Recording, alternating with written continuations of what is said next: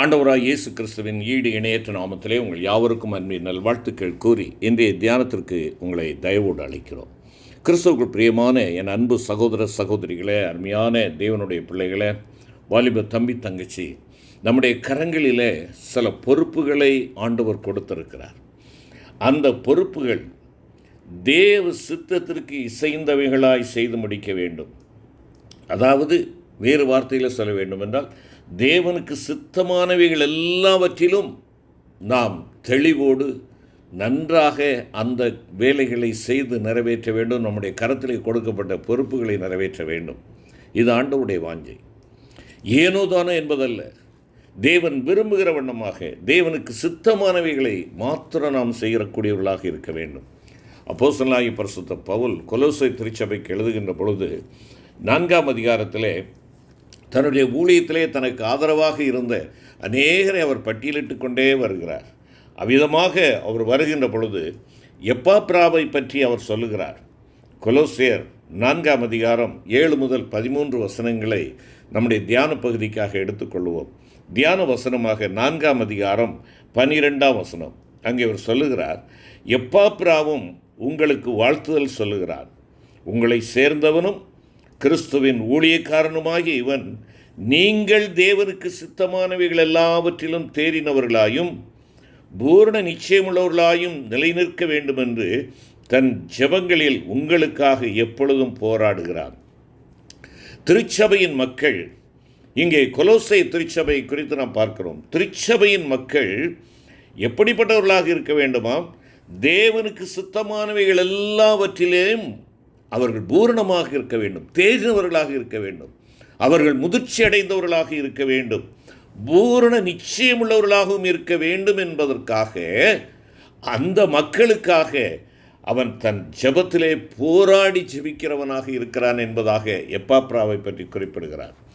இங்கே தேவ சித்தம் செய்வதில் பூரணமாய் தேவ சித்தம் செய்வது, தேவ சித்தம் செய்து முடிப்பது ஆகிய 2 விதமான அம்சங்கள் உண்டு என்று நாம் அறிந்து கொள்ள வேண்டும். தேவ சித்தம் செய்வது பெர்ஃபெக்ட், தேவனுடைய சித்தம் செய்து முடிப்பது கம்ப்ளீட். இந்த 2ம் இங்கே அம்சங்களாக 2 அம்சங்களாக இங்கே கொடுக்கப்படுகிறது. உதாரணமாக, ஒரு ஆசிரியர் ஒரு வருடத்தில் பாடத்திட்டத்தின்படி 20 அல்லது 30 பாடங்கள் கற்றுக் கொடுக்க வேண்டும் என்று வைத்துக்கொள்வோம். அவர் ஒவ்வொரு பாடத்தையும் பூரணமாக நடத்த வேண்டும், அந்த பாடங்களையும் கற்பித்து முடிக்கவும் வேண்டும். சில ஆசிரியர்கள் சில பாடங்களை விளக்கமாக கற்பித்துவிட்டு மற்ற பாடங்களை முடிக்காமல் விட்டு விடுகிறார்கள். சிலர் எல்லா பாடங்களையும் கற்பிக்கின்றனர், ஆனால் தெளிவாக போதிப்பதில்லை. வேறு சிலர் எல்லா பாடங்களையும் விளக்கமாக போதிப்பதோடு எல்லா பாடங்களையும் முடிக்கவும் செய்கின்றனர்.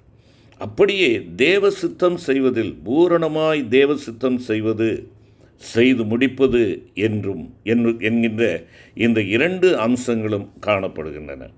ஆண்டவராகிய இயேசு கிறிஸ்து தேவனுடைய பரிபூர்ண சித்தம் இன்னதென்று அறிந்து அதை செய்து கொண்டிருந்தார். அவர் கொஞ்சம் கூட தம்முடைய சித்தமோ மனுஷ சித்தமோ செய்யவில்லை. பிசாசின் இச்சைகளுக்கு இடமளிக்கவும் இல்லை. அவர் கெத்செமனே தோட்டத்தில் ஜெபிக்கின்ற பொழுது தம்முடைய விருப்பத்தை, பிதாவே உமக்கு சித்தமானால் இந்த பாத்திரம் என்னை விட்டு நீங்கும்படி செய்யும் என்று தெரிவித்துவிட்டு, ஆயினும் என்னுடைய சித்தத்தின்படி அல்ல, உம்முடைய சித்தத்தின்படியே ஆக கடவது என்று குறிப்பிட்டார். இதிலிருந்து அவர் சுய சித்தம் செய்யவில்லை என்பதை நாம் தெளிவாக விளங்கிக் கொள்ளுகிறோம். கானாவூர் கல்யாணத்தில் மரியாள் அவரிடம் வந்து திராட்சரசம் இல்லையே என்று சொன்னபோது அவர், ஸ்திரீயே, என் வேளை இன்னும் வரவில்லை என்றார். அங்கே அவர் மரியாளின் சித்தம், அதாவது மனுஷ சித்தம் செய்யவில்லை என்பதை நாம் தெளிவாக பார்க்கிறோம். ஆண்டவராய் இயேசு தம்முடைய சீசரிடத்திலே தாம் பாடுபட்டு கொலையுண்டு 3ஆம் நாள் எழுந்திருக்க வேண்டும் என்று சொன்னபோது பேதுரு அவரிடம், இது உமக்கு நேரிடக்கூடாதே, இது உமக்கு சம்பவிப்பதில்லை என்றார். அதற்கு ஆண்டவராய் இயேசு, எனக்கு பின்னாக போ சாத்தானே, தேவனுக்கேற்றவைகளை சிந்தியாமல் மனுஷருக்கேற்றவைகளை சிந்திக்கிறாய் என்பதாக கூறி மனுஷ சித்தத்தை அவர் மேற்கொண்டார் என்பதை அங்கே பார்க்கிறோம். பிசாசு அவரை சோதிக்கையிலும் உலகத்தின் சகல ராஜ்யங்களையும் அவைகளின் மகிமையையும் அவருக்கு காண்பித்து, நீர் சாஷ்டாங்கமாய் விழுந்து என்னை பணிந்து கொண்டால் இவைகளையெல்லாம் உமக்கு தருவேன் என்றார். ஆண்டவர் அவனுக்கு சொன்ன பதில் என்ன? அப்பாலே போ சாத்தானே, உன் தேவனாகிய கர்த்தரை பணிந்து கொண்டு அவர் ஒருவருக்கே ஆராதனை செய்வாயாக என்று எழுதியிருக்கிறது என்பதாக சொன்னார். பிசாசின் இச்சைகளை ஜெயித்தார். இவ்விதமாக இயேசு கிறிஸ்து பிதாவின் பரிபூர்ண சித்தம் செய்து கொண்டே இருந்தார். தேவ சித்தம் செய்து முடிப்பதிலும் ஆண்டவராகிய இயேசு கிறிஸ்து கண்ணும் கருத்துமாயிருந்தார்.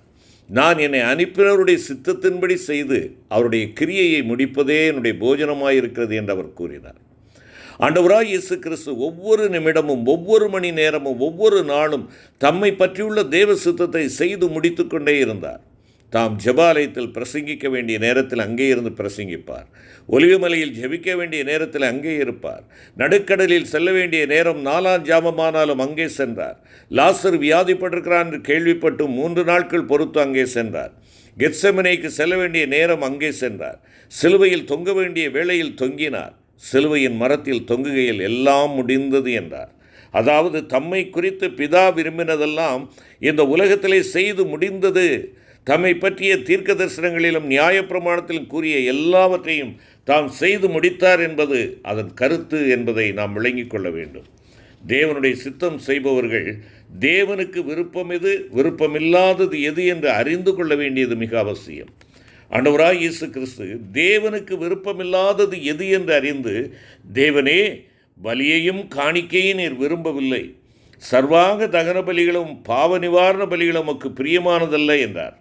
தேவனுக்கு விருப்பம் எதுவென்று அறிந்து, ஒரு சரீரத்தை எனக்கு ஆயத்தம் பண்ணினீர், உம்முடைய சித்தத்தின்படி செய்ய இதோ வருகிறேன், புஸ்தகச் சுருளில் என்னை குறித்து எழுதியிருக்கிறது என்பதாக சொன்னார் என்று சொல்லி எபிரேயர் 10ஆம் அதிகாரத்திலே வாசிக்கிறோம்.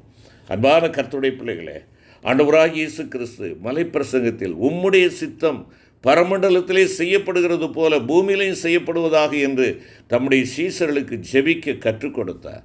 தேவ சித்தம் பரமண்டலத்திலே குமாரனால், பரிசுத்த ஆவியானவரால், தூதர்களால் செய்யப்படுவது போல பூமியிலேயும் மனுஷர்களால் செய்யப்பட வேண்டும் என்று அவர் விரும்பினார். தேவனுடைய சித்தம் செய்யாத தூதர்கள் பரலோகத்திலிருந்து தள்ளப்பட்டு பிசாசுகளாயும் அவனுடைய தூதர்களாயும் மாறிப்போனார்கள். எனவே தேவ சித்தம் செய்யாத மனுஷர்களும் பிசாசின் பிள்ளைகளாய் மாறிப்போவார்கள். பரிசுத்த பவுல் ரோமருக்கு எழுதுகின்ற பொழுது, நீங்கள் இந்த பிரபஞ்சத்திற்கு ஒத்த வேஷம் தெரியாமல் தேவனுடைய நன்மையும் பிரியமும் பரிபூர்ணமான சித்தம் என்னதென்று பகுத்தறியத்தக்கதாக உங்கள் மனம் புதிதாகிறதுனாலே மறுரூபமாகுங்கள் என்பதாக குறிப்பிடுகிறார். லௌகீகம் மனதில் இருக்குமானால் தேவ சித்தத்தை பகுத்தறிய முடியாது.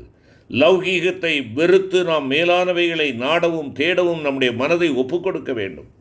தேவ சமூகத்திலிருந்து புதிய புதிய வெளிப்படுத்தல்கள் பெற்று நம்முடைய மனதை புதிதாக்கி கொள்ள வேண்டும். அருமையான கர்த்தருடைய பிள்ளைகளே, பரிசுத்த ஆவியின் நிறைவு நம்முடைய மனதை புதிதாக்குகிறது என்பதை இங்கே 2 கொரிந்தியர் 5:17 வாசிக்கிறோம். ஒருவன் கிறிஸ்துவுக்குள் இருந்தால் புது சிருஷ்டியாயிருக்கிறான், பழையவைகள் ஒளிந்து போயின, எல்லாம் புதிதாயின என்பதாக.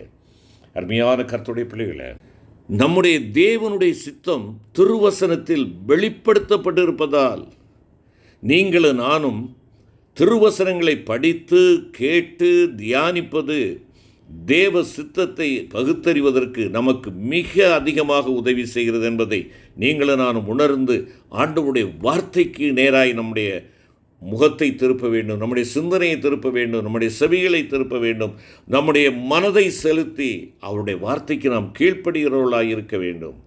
பரிசுத்த பவுல் கர்த்தராகிய இயேசுவிடம், ஆண்டவரே, நான் என்ன செய்ய சித்தமாயிருக்கிறீர் என்ற கேட்ட வேளையில் அவர், நீ எழுந்து பட்டணத்துக்குள்ளே போ, நீ செய்ய வேண்டியது அங்கே உனக்கு சொல்லப்படும் என்பதாக சொன்னார்.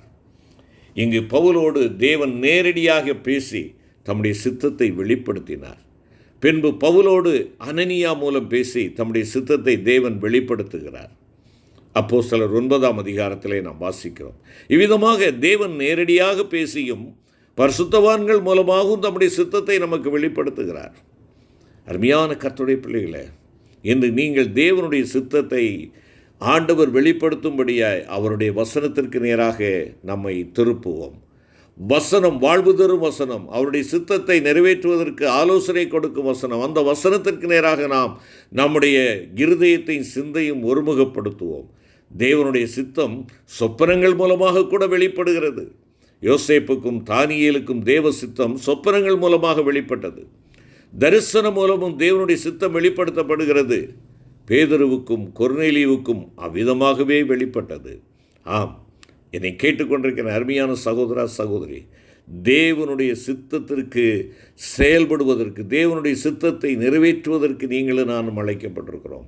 என்னுடைய சித்தமல்ல ஆண்டவரே, என்னுடைய சித்தத்தை புழுதியாக்குகிறேன், உம்முடைய பாதப்படியிலே போடுகிறேன், என் சித்தத்தை நான் பலிபீடத்திலே சுட்டெரிக்கும்படியாய் கொடுக்கிறேன், தேவனுடைய சித்தம் என் வாழ்க்கையிலே நிறைவேறட்டும்.